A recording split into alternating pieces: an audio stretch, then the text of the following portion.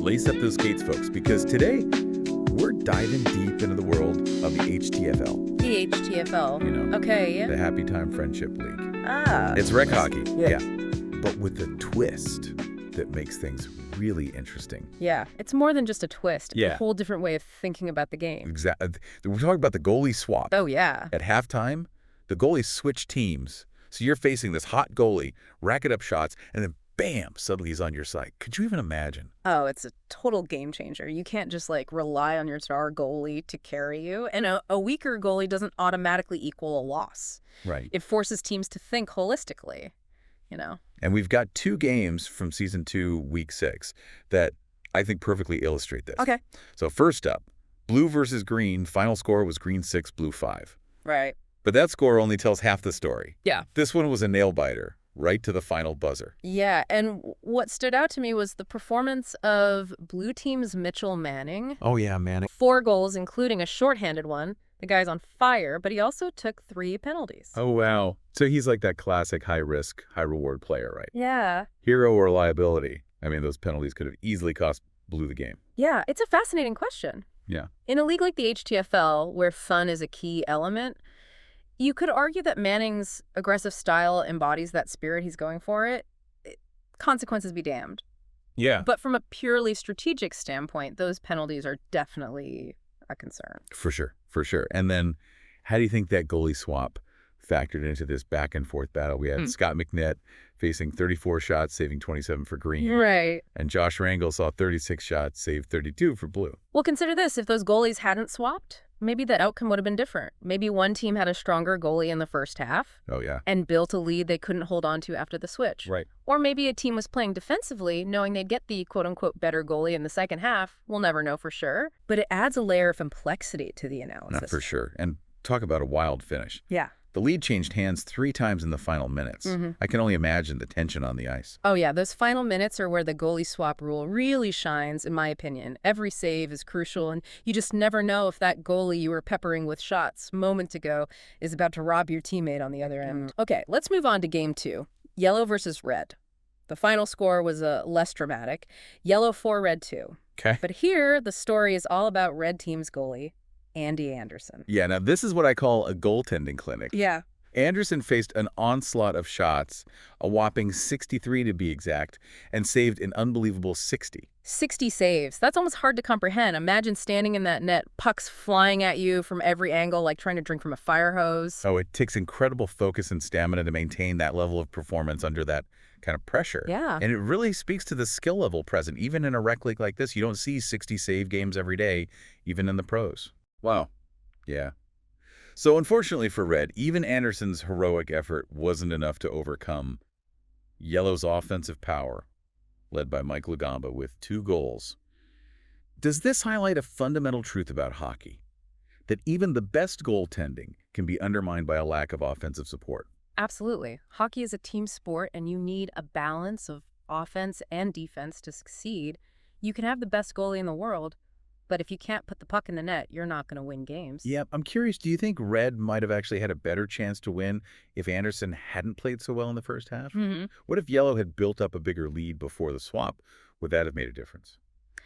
That's an intriguing thought. Maybe if Red had been down by a larger margin, they would have been more motivated to play aggressively in the second half with Yellow's goalie in their net. Oh, yeah.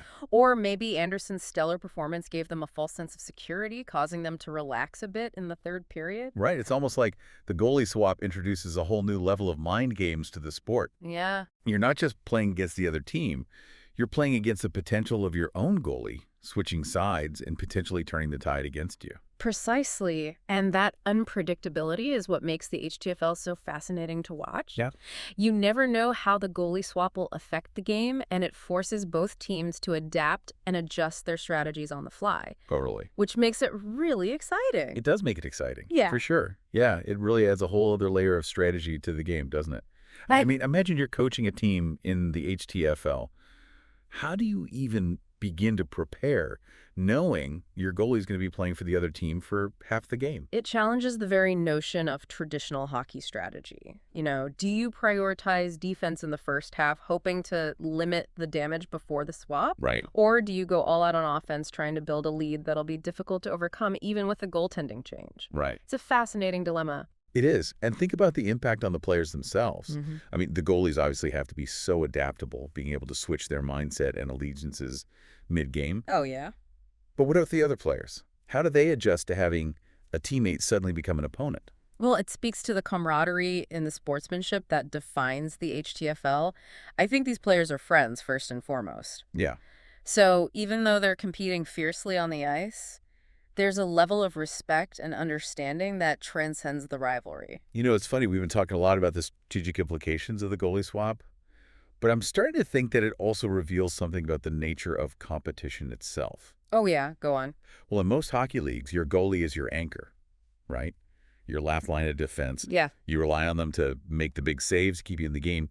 But in the HTFL, that reliance is disrupted. Right. You have to learn to adapt to trust in your team as a whole, knowing that even if your goalie has a rough first half, they could be the key to your victory in the second. Yeah. It's a lesson in resilience and the importance of embracing the unexpected. Yeah.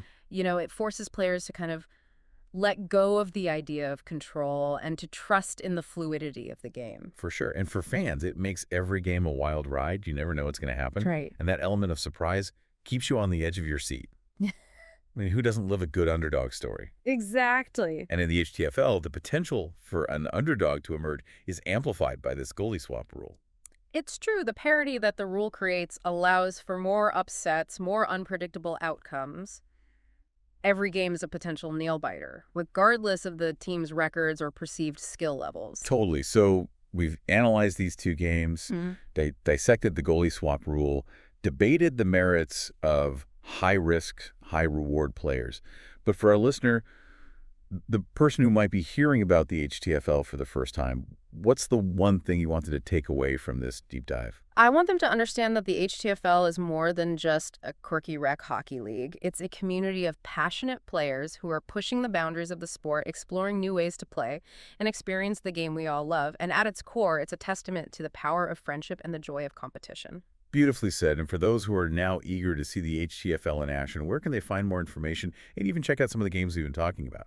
The HTFL has a fantastic YouTube channel where they post all of their game footage. You can find them by searching for HTFL Hockey Club or at HTFL Hockey. Perfect. And for stats, standings, player profiles, and more, you can visit their website at thehtfl.net. And of course, huge thanks to our sponsors. Silly Boys Hockey Club. Their website is www.sillyboys.com. The best. Superpuck at www.superpuck.net. I love those guys. Advanced Career Institute. Go to www.advanced.edu for more information. Awesome. And Fowler Productions Video Services. Their YouTube channel is www.youtube.com/HTFL Hockey. This has been Riley Bardown And Ollie Postanin. Until next time, keep your stick on the ice and your head in the game.